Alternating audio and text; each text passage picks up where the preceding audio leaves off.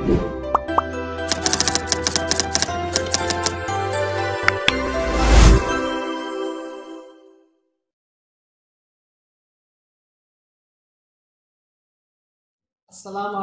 warahmatullahi wabarakatuh. Selamat pagi teman-teman semuanya. Kembali lagi di acara POSA Podcast Sosiologi Agama. Pada kesempatan kali ini kita akan berbincang-bincang tentang kepenulisan dengan narasumber kita yang sangat luar biasa dan sudah hadir di tengah kita, yaitu Ibu Dr. Adib Sofia SSN. Langsung saja kita akan menanyakan tentang kepenulisan dengan beliau agar teman-teman sekalian juga mendapatkan bagaimana caranya menulis yang baik dan benar dan bagaimana menyusun bahasa, kemudian bagaimana menghindari plagiarisme dan lain sebagainya. Nanti kita akan tanyakan ke Bu Adib. Assalamualaikum Bu Adib. Waalaikumsalam warahmatullahi wabarakatuh. Bagaimana kabar Bu Adib? Baik Mas Heri, iya semangat seperti Mas Heri. Oh iya semangat gitu. Iya, gimana? Sehat nih. Alhamdulillah sehat, iya. Begini Bu, terkait pagi ini kita akan bicara tentang kepenulisan. Iya. Ini juga menjadikan bekal bagi teman-teman mahasiswa pada umumnya ya, khususnya sosiologi agama, agar mereka itu bisa menulis. Ya. Suka nulis kayak Mas Heri. Iya. Saya juga menulis. Saya nggak sengaja loh waktu itu lagi browsing kok tulisannya Ferry gitu. Iya. Nanya aja sama Mas Heri. Iya. Saya juga menulis di beberapa blog ya. Iya. Nah terus ini Bu, bagaimana sih cara menulis yang baik dan benar itu? Cara menulis yang baik sama yang benar. Untuk yang pertama kali harus dipahami bahwa yang baik-baik belum tentu benar, Mas Heri. Oh iya. Iya, kadang-kadang kan misalnya kita menggunakan kata dikarenakan yang sering saya sampaikan ya. Dikarenakan itu kan sebetulnya karena itu adalah sebab-sebab dari sesuatu. Dia hanya merupakan kata hubung, tetapi seringkali orang mengatakan menambahkan di kan ya, di kan seperti halnya kata kerja, padahal itu bukan kata kerja. Maka dikarenakan kan nggak ada pasangannya mengarenakan ya, sehingga sebetulnya dalam surat-surat izin misalnya itu kan akan terasa sangat baik gitu ya, akan terasa sangat sopan kalau hari ini saya tidak masuk dikarenakan sakit, sama kata-kata hari ini saya tidak masuk karena sakit. Nah, orang kadang-kadang merasa lebih sopan menggunakan dikarenakan, padahal itu salah karena bukan kata kerja. Maka nggak ada mengarenakan juga. Kalau ada mengarenakan pastinya sudah benar, misalnya diminta meminta kan pasti ada pasangannya, tapi dikarenakan nggak pernah ada pasangannya, memang karena itu tidak benar walaupun itu baik, seperti itu. Nah caranya bagaimana untuk menyebut baik sama benar? Baiknya itu adalah efektivitas, Mas. Jadi apa yang dipikirkan oleh orang yang menulis itu cepat nyampe ke pemikiran orang yang membaca, itu pasti dikatakan sebagai tulisannya baik atau efektif gitu. Sedangkan benarnya tentu sesuai dengan kaidah, karena yang namanya bahasa sudah dikonstruksi sedemikian rupa supaya ada sistemnya. Sistem itu diciptakan karena untuk bisa dipelajari orang lain. Kalau kita semau gue, maka orang lain dari bahasa lain akan nggak bisa belajar atau sistemnya bagaimana, kan nggak bisa, sehingga diperlukan ketaatan terhadap berbahasa itu. Gitu Mas Ferry. Lalu ini Bu, kan kaitannya dengan anak-anak yang baru masuk kuliah nih. Mereka kan mendapatkan pelajaran bahasa Indonesia dari sebelumnya dan itu ternyata mereka tidak matang gitu untuk bekal EZD-nya gitu. Nah, itu bagaimana itu? Oke. Tadi Mas Ferry bilang anak-anak ya. Ini bahasa gaul aja. Sedangkan yang namanya pembelajaran di perguruan tinggi sudah bukan lagi pedagogi atau pembelajaran anak-anak seperti di SD, SMP, SMA ya. Kalau orang sudah masuk di kampus, pelajarannya itu andragogi. Andragogi itu pembelajaran orang dewasa. Jadi kepada mereka kita nggak bisa ngasih ini loh ejaan yang sekarang namanya adalah PUEB, pedoman umum ejaan yang disempurnakan, yaitu ini nggak bisa. Maka lebih banyak diajak praktik saja ya. Itu juga yang membuat seseorang itu kadang gagu di dalam menulis ya, kadang nggak merasa terbiasa. Karena menulis itu sebetulnya adalah keterampilan Mas Heri. Mas Heri bisa nulis kan dari yang kecil-kecil nulis, pembiasaan nulis gitu kan Iya, Mas. Bu. Nggak bisa langsung ujuk-ujuk menulis, langsung celing bisa menulis gitu kan nggak bisa. Nah karena keterampilan maka harus diasah terus. Seperti halnya berenang ya, apa harus dilatih dengan cara berenang. Orang bisa berenang karena berenang. Orang bisa apa nyetir mobil karena memang terbiasa nyetir mobil kan gitu. Harus selalu dibiasakan. Menulis juga begitu Mas Heri. Jadi kenapa kemudian kadang-kadang dari itu pendidikan sebelumnya SD, SMP, SMA sudah banyak yang diketahui tapi kok belum bisa nulis karena pemahamannya lebih banyak tetapi praktiknya kurang. Nah, yang seperti Mas Ferry ini perlu diperbanyak, diduplikat biar ada Ferry yang lain yang pinter nulis gitu. Lalu apa sih Bu keuntungan dari kita menulis itu gitu? Selain apa nanti dikenal orang gitu. Iya itu yang pertama kali memang niatnya bukan untuk dikenal orang wow gitu ya, wow keren gitu sih ya. Tetapi bagaimana kita memberikan kontribusi untuk peradaban dunia gitu. Jadi kalau misalnya kan ada orang ya, banyak orang yang pinter sekali, tetapi tidak banyak orang yang tahu konstruksi pemikirannya itu kayak apa. Jadi hanya puzzle-puzzle dalam podcast misalnya ya, hanya puzzle-puzzle di dalam tayangan-tayangan atau ceramah-ceramahnya gitu. Tetapi konstruksi utuhnya orang ini tuh seperti apa itu ketahuannya lewat tulisan. Maka dari menulis itu memang salah satu fungsi tulisan itu adalah untuk mengkonstruksi pemikiran sehingga orang paham apa yang ada di pikiran kita. Sehingga kita bisa lebih berkontribusi untuk bangsa. Win suka mendunia. Aku jadi kesana ya. Oke. Itu Mas Heri ya. Kadang sayang loh orang pinter-pinter tapi nggak punya tulisan, nggak punya buku, sehingga orang tuh menerka dia tuh maunya sebetulnya apa, dia tuh apa yang dipikirkan tuh apa saja itu kan susah gitu. Tapi kalau kemudian dia punya buku, dia punya tulisan, oh pikirannya dia kayak gini ya kan bisa dikembangkan lagi sehingga ilmu tuh terakumulasi.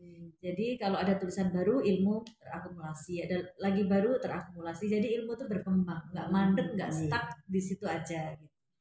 Berarti bisa terdokumentasikan gitu ya. Iya, iya. Bagaimana ini apa para ulama-ulama dulu kan mereka mengkaji ilmu-ilmu itu kemudian didokumentasikan dalam apa itu namanya naskah-naskah manuskrip gitu. Betul, saya nyebutnya adalah kekayaan intelektual.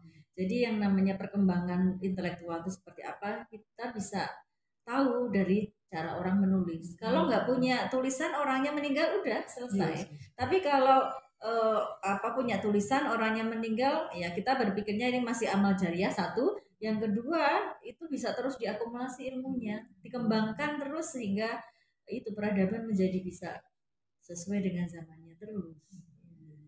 Kontribusinya nyata. Luar biasa ini ya.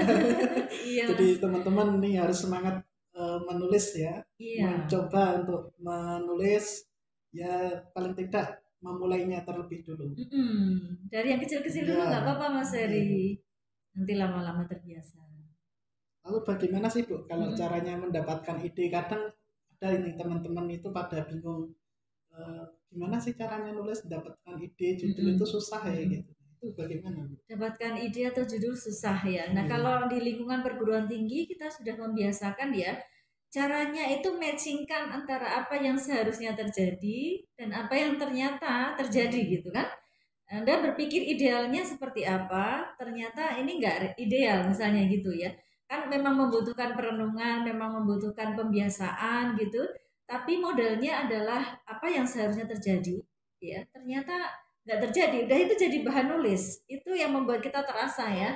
Memang yang di sini sering saya katakan otak ini juga seperti pisau. Kalau terus-menerus diasah dengan baca buku, terus-menerus diasah dengan ikut seminar, nonton podcast yang mencerdaskan, kan banyak juga podcast yang nggak mencerdaskan, nice ya. Ini yang punya mahasiswa SA pasti keren banget nih. Salah satu bentuk dari mengasah pisau ini, nah kalau pisaunya itu tajam, maka fenomena apapun yang lewat di depan kita itu akan ketangkap sebagai sebuah masalah. Tapi kalau fenomenanya tumpul, pisaunya itu tumpul, apa yang lewat nggak ada masalah, dunia kayaknya baik-baik aja, nggak ada bahan nulis. Ya, jadi itu ketajaman otak, ketajaman intelektual itu memang harus terus dipelihara. Di antaranya memikirkan apakah idealnya sesuatu dan apa yang ternyata terjadi. Misalnya ya, mahasiswa itu harusnya lancar uang kiriman ya kan, kok nggak lancar? Nah, itu kan masalah gitu. Itu gambaran pendeknya bahwa masalah itu sebetulnya ada. Seharusnya bangun tidur kita sholat dong gitu kan, namanya hamba Allah itu memang hanya untuk beribadah tugasnya, tapi kok pengen tidur lagi, ya itu pasti ada masalah kan gitu kan mudahnya. Nah sekarang kita berpikir ke yang lebih kompleks lagi, misalnya seharusnya bantuan-bantuan dari mana-mana itu disampaikan kepada masyarakat secara adil misalnya ya, kok di tempat saya bantuan-bantuan itu malah justru didapatkan oleh orang-orang yang mampu ya, ya kan berarti apa yang seharusnya terjadi sama apa yang ternyata terjadi nggak match, ya udah di situ ditulis. Misalnya lagi pernikahan itu adalah sebuah sebuah hal yang perlu disiapkan secara biologis pasti, secara sosial pasti, kan nanti ada dampak-dampak sosial ya. Kemudian secara banyak hal gitulah ya. Nah, ternyata banyak sekali pernikahan-pernikahan dini yang tidak memikirkan kesiapan itu. Berarti pernikahan dini adalah masalah gitu. Jadi teman-teman pandai-pandai merenungkan apa yang seharusnya terjadi dan apa yang ternyata terjadi, atau dalam bahasa intelektualnya dazolan dengan dasein ya, atau dalam bahasa anak gaulnya harapan dengan kenyataan, ekspektasi dengan realitas. Nah itu aja, merenungkan itu aja, seharusnya airnya ngalir kok enggak, itu kan masalah gitu. Itu aja ketemu dalam satu hari mungkin ada puluhan masalah yang bakal ditemukan kalau memang biasa merenungkan hal itu ya. Gitu Mas Ferry. Kemudian jenis-jenis tulisan itu kan ada yang fiksi, ada yang non fiksi itu. Nah, kan kadang-kala ada teman-teman tuh yang sudah jago nulis, tetapi dia itu bisanya yang fiksi-fiksi terus, yang non fiksi terus. Nah, ini terus gimana Bu untuk bisa bisa lancar keduanya gitu? Oh, lancar keduanya ya. Karena biar kayak Pak Kunto itu kan. Pak Kunto itu luar biasa, dia mampu dua-duanya. Pas ini tadi saya baru mengisi waktu nunggu teman-teman setting, saya chat Bu Kunto karena saya minta foto untuk cover cetak ulang dari buku saya tentang Pak Kunto. Nah itu Mas Ferry, Pak Kunto itu mempunyai pemikiran bahwa tentang masyarakat sosial ya, tentang ilmu pengetahuan itu kan di buku-bukunya yang argumentatif ya. Tapi untuk persoalan bahwa beliau punya punya pandangan monogami di dalam Islam, itu ada di dalam karya-karya fiksinya. Jadi yang namanya ide-ide itu tidak hanya disampaikan melalui karya-karya ilmiah, tapi beliau juga menyampaikannya di dalam 12 karya fiksinya, bahwa Islam itu sebetulnya mengajarkan monogami. Itu yang saya peroleh ya di Google Scholar saya, kan yang tertinggi juga tulisan Pak Kunto tentang itu, tulisan saya tentang Pak Kunto itu. Makanya ini mau cetak ulang, kemarin juga sudah lobby penerbit untuk di OK cetak ulang. Saya tadi nyari cover Pak Kunto biar lebih jelas monogami dalam Islam ala Kunto Wijoyo itu. Nah jadi sebetulnya kalau memang ada concern untuk ke sana, untuk ke fiksi juga nggak apa-apa teman-teman. Cuman kewajiban sebagai mahasiswa kan harus bisa karya ilmiah gitu. Jadi yang ke fiksi kalau memang udah senang banget, jalan aja. Toh itu juga bisa membawa perubahan. Seperti penelitian saya Laskar Pelangi misalnya. Laskar Pelangi itu kan fiksi, tapi mampu mengubah masyarakat yang tadinya penerbangan itu ke Bangka Belitung hanya seminggu 2 kali, jadi sehari 14 kali misalnya.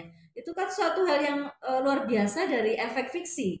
Dari yang jalannya kecil ke bandara jadi lebar sekali. Dari yang masyarakat yang sektor pariwisatanya lesum jadi meningkat. Nah itu hanya dari sebuah fiksi. Teman-teman juga bisa. Itu dipelihara nggak apa-apa. Pak Kunto tadi juga adalah sebuah contoh. Tapi yang karya ilmiah wajib, karena masuk ke kampus berarti sudah masuk ke lingkungan intelektual. Caranya gimana? Caranya pelajari masing-masing style gitu. Untuk karya ilmiah stylenya itu argumentatif. Argumentasi itu yang seringkali nggak didapat pada saat orang nulis makalah, Mas. Makalah seringkali kesalahannya adalah ngambil dari buku-buku, terus digoreng jadi satu, udah hasilnya kayak ringkasan dari mana-mana. Iya kan? Gorengan dari mana-mana. Itu salah banget gitu. Ya, seharusnya adalah tadi dari merenungkan apa yang seharusnya terjadi dan apa yang ternyata terjadi. Lalu memikirkan argumennya. Jadi argumennya itu muncul. Itu harus wajib. Makalah itu harus ada itu. Harus muncul argumen penulisnya, baru dikuatkan dengan berbagai macam referensi, bukti-bukti, fakta-fakta lainnya. Nah, ini wajib dimiliki oleh seorang calon sarjana dari manapun. Walaupun dia senang nulis fiksi ya biar itu jalan terus ya. Tetapi untuk seorang sarjana wajib bisa. Jadi benar Mas Heri sih dua-duanya. Waduh susah tapi memang harus ya. Tapi yang fiksi kan nggak harus ya. Tapi yang wajib yang argumentasi tadi. Makalah, skripsi, tesis, disertasi semuanya adalah argumentasi. Karya argumentasi, karena untuk memberikan pendapat dari penulisnya tentang suatu masalah yang ditemukan. Gitu. Nah, cara membedakan antara artikel kemudian makalah itu gimana sih? Kadang kala teman-teman itu ada yang masih campur-campur gitu. Gitu ya. Iya, jadi yang artikel makalah biasa. jadi artikel Artikel kalau artikel apa? Artikel di media populer atau artikel di jurnal ilmiah ya? Kalau di jurnal ilmiah dengan makalah kan nggak jauh beda. Tapi kalau yang di media populer itu yang agak berbeda. Kalau media populer pastinya teman-teman mau ngomong tentang hal yang global gitu boleh. Misalnya fenomena terkini masyarakat Islam dunia itu Anda boleh, atau masyarakat Indonesia yang lebih sempit ya itu boleh. Tapi kalau di dalam karya ilmiah kita harus jelas objek formalnya apa, objek materialnya apa kan harus jelas, sehingga yang dilihat itu masyarakat di sebelah mana itu harus kelihatan. Jangan ngomong Indonesia atau masyarakat sepanjang sejarah gitu nggak bisa juga, harus jelas batasan-batasannya itu yang sedang dilihat itu apa, itu harus jelas di dalam karya ilmiah. Jadi kadang-kadang kalau teman-teman menulis makalah itu seringkali kebawa style populernya begitu. Jadi mau menulis dari sesuatu lingkup yang luas banget tetapi dalam. Jadi kayak kolam panjang tetapi dalam. Akan lebih baik di dalam karya ilmiah itu kamu ngambil sedikit scoop saja tapi dalam kayak sumur sampai ke keluar airnya itu baru keren gitu. Itu bedanya ya. Untuk analogi aja kolam dangkal sama sumur. Gitu. Oh, gitu. Kemudian ini Bu, bagaimana sih cara menghindari plagiarisme? Karena teman-teman kebanyakan juga kita tahu ya Bu, kalau tugas-tugas itu suka kopas ya. Nah, ini hati-hati teman-teman. Memang di era teknologi informasi seperti ini, mendapatkan konten dari tempat lain sangat gampang ya. Kita browsing, download, macam-macam. Gampang banget. Tapi jangan lupa, ini juga bagi dosen gampang untuk ngelacak asalnya dari mana. Ya, saya beberapa kali tidak meluluskan mahasiswa, kebetulan cowok semua ya, maka saya nggak perlu pakai kata mahasiswi ya. Tidak meluluskan karena plagiat. Jadi saya tanpa aplikasi itu bisa membuktikan bahwa kamu ngambil dari website ini. Gitu. Akhirnya nggak lulus, semester berikutnya ya dia ngambil lagi. Gitu. Tapi juga kemudian saya dengan beberapa sentuhan-sentuhan biar nggak ngambek. Kalau ngambek nggak lulus ngambek kan nanti dicari orang tuanya ya. Nah ini cara canggihnya lagi di prodi juga ada, di semua prodi diberi fasilitas oleh universitas dengan berlangganan Turnitin. Jadi dengan Turnitin itu ketika kita memasukkan file cepet banget terscan, langsung keluar kayak teman-teman bikin dari Word ke PDF, PDF ke Word itu langsung keluar tulisannya, ini sumbernya dari mana aja, keasliannya berapa persen, gitu udah keluar sendiri. Nah sebelum munakosah kan kita selalu masukkan ke Turnitin itu ya, supaya di situ kelihatan bahwa mahasiswa ini tidak plagiat dari mana-mana. Jadi sebetulnya poin pentingnya teman-teman gampang mengambil dari mana-mana, tapi dosen juga gampang untuk menunjukkan sumbernya dari mana. Gitu Mas. Caranya gimana tadi ya? Caranya adalah teman-teman menghindari M sama W. Biar nggak plagiat, menghindari M, satunya males gitu ya. Males apa? Males merangkai parafrase dengan kalimatnya sendiri kan males banget. Seringnya males banget gitu aja. Males mikir, males merefleksikan, merumuskan menjadi pikirannya sendiri. Itu males banget. Itu akibatnya kemudian menjadi ambil jalan pintas, yaitu plagiarisme yang ditempuh. Kemudian W tadi adalah ingin disebut wow ya. Pernah juga ini nggak mungkin ini pikiranmu sendiri, karena ini saya pernah baca tulisannya siapa gitu ya. Ada salah satu dosen di filsafat diambil, karena memang rasanya gitu nggak mungkin deh mahasiswa baru masuk udah berpikir jauh seperti ini. Ternyata benar, setelah saya cek itu ada salah satu guru besar di UGM yang tulisannya sama kayak gitu. Nggak bisa gitu, walaupun diambil beberapa penggal paragraf, tetap cita rasa bahasa itu kan dari awal sampai akhir ketahuan ya.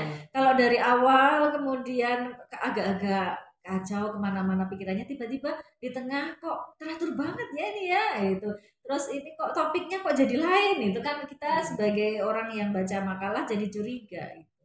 Nah di situ jangan ingin disebut wow, kan kalau orang baca wow keren sekali tulisanmu ya, padahal bukan karya sendiri. Jadi hindari M sama hindari W ingin disebut wow itu tadi. Jadi lebih baik teman-teman kuasai. Kalau memang bukan dari pikiran sendiri, kasih di catatan kaki atau kasih catatan tubuh, taruh di daftar pustaka. Kebetulan kalau di UIN kan pakainya catatan kaki ya. Apa susahnya sih ngasih catatan kaki gitu? Kalau memang mengambil apa adanya, kasih tanda kutip, lalu kasih catatan kaki, kan selesai semua. Itu jangan M itu tadi. Nulis catatan kaki aja M gitu ya. Padahal itu selamat dunia akhirat. Ya. Dunianya selamat, nggak disebut plagiat, ya, nggak ada plagiarisme. Akhiratnya ya selamat dari pertanggungjawaban kepemilikan kekayaan intelektual, gitu kan? Kemudian dalam menuliskan tadi footnote itu gimana sih Bu caranya? Kan kadang-kala kalau ngambil dari buku udah ada footnote-nya, nah itu tinggal disalin gitu atau ngambil dari buku udah ada footnote-nya ya. Yang kita ambil ya buku yang sedang kita pegang itu. Jadi nggak hanya plak ngambil dari buku ya, itu salah. Jadi harus yang buku yang kita pegang itu yang kita jadikan sebagai rujukan. Jadi misalnya Ferry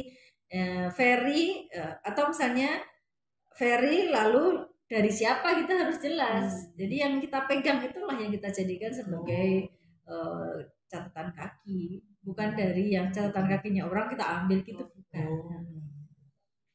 Kemudian sebagai sebuah catatan, yang namanya catatan kan ya catatan itu seperti apa? Seperti kalimat biasa, maka pemisah-pemisahnya itu koma-koma, baru kemudian titik terakhirnya.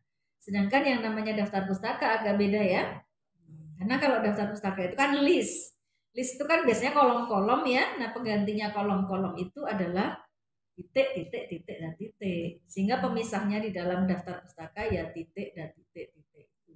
Tapi kalau dalam catatan kaki, sebagaimana catatan berarti kalimat, itu adalah koma-koma-koma diakhiri dengan titik. Gitu. Ya, kemudian ini Bu yang selanjutnya yaitu bagaimana sih Bu caranya menyusun apa ya namanya bahasa tulisan itu agar menarik atau memiliki ruh gitu, sehingga seolah-olah pembaca itu membacanya seperti menjadi pelakunya, misalkan bacanya non fiksi itu. Non fiksi tapi tetap menarik ya. Gitu. Oke. Itu kaitannya sama storage penulis ya. Jadi semakin banyak dia punya kosakata, semakin banyak dia bacaannya itu cukup, maka style tulisannya semakin bergizi. Ya, ini kaitannya sama gizi. Nggak pernah baca, nggak pernah perbandingan referensi, akhirnya storage-nya nggak cukup kan? Apa yang keluar itu harus ada yang masuk kan ya? Jadi apa yang keluar itu ada yang masuk. Seandainya kemudian dia berlatih terus, berlatih nulis, tapi kok nggak ada inputnya, ini juga masalah. Maka yang namanya nulis juga harus diawali dari membaca. Istilahnya semakin banyak kita input yang bagus-bagus, keluarnya juga bagus. Yang dibaca komek-komek yang nggak karuan isinya, nggak karuan kalimatnya, keluarnya ya seperti itu. Kan masuk ke otak soalnya kan, storage di otak ini bekerja. Sehingga kalau kata-katanya bagus, keluarnya juga bagus. Anda di dunia perguruan tinggi biasa pakai tatif-tatif, isme-isme, sasi-sasi, if ya, is gitu kan. Nah, nanti kan masuk ke sini, keluarnya juga nanti kan begitu. Tapi kalau nggak pernah punya kosakata itu ya nggak keluar. Sebagaimana orang yang tidak belajar seperti itu. Nah, nanti ketika Anda banyak baca stylenya siapa, banyak Anda banyak style, nanti akan menemukan sendiri style seperti apa yang akan keluar dari tangan Anda atau tulisan Anda atau mungkin juga tutur kata Anda. Jadi ini agak sulit pertanyaan yang terakhir karena kaitannya dengan storage yang ada di kepala penulisnya. Semakin banyak dia membaca, semakin banyak punya kosakata, dia akan bisa menulis dengan lebih bergizi. Tapi semakin sedikit bacaannya, karyanya pun semakin kurang gizi gitu. Karena ada yang masuk, itulah yang bekal keluar. Mungkin terakhir untuk pesan kepada teman-teman. Sudah ya? Yeah. Masih pengen lagi? Oh. Iya, oke. Iya, ya gimana Mas Dari? Apa Bu, kira-kira pesan untuk teman-teman? Pesannya ya. Yeah. Eksistensi manusia itu diakui karena berpikir ya. Kata orang saya berpikir maka saya ada. Ada juga yang mengatakan saya ada maka saya bisa berpikir. Intinya bahwa yang membedakan kita dengan makhluk Allah lainnya adalah manusia itu adalah makhluk yang berpikir. Al-insanu hayawanun natik atau animal symbolikum ya kalau bahasanya Ernest Cassirer. Oleh karena itu untuk menunjukkan eksistensi kita di dunia ini adalah mewujudkan pemikiran-pemikiran kita dalam bentuk tulisan. Sebab apabila kita nanti sudah tidak ada, biarlah tulisan itu yang membuktikan bahwa kita pernah ada. Gitu teman-teman. Terima kasih Bu Ade. Sama-sama Ferry, tetap berkarya ya. Keren sekali. Waktu di kelas aku inget banget. Dia sering bertanya, sampai saya mau keluar kelas nggak boleh loh. Ibu Ade masih ingat itu. Iya. Ya jadi seperti ini ya teman-teman, kita sudah mendapatkan wawasan yang sangat luar biasa tentang kepenulisan. Mungkin dari saya sekian, dan kita bisa lanjutkan di lain kesempatan untuk bincang-bincang kepenulisan dengan Bu Ade. Demikian yang dapat saya sampaikan. Wassalamualaikum warahmatullahi wabarakatuh. Waalaikumsalam warahmatullahi wabarakatuh. Makasih Mas Heri. Ya.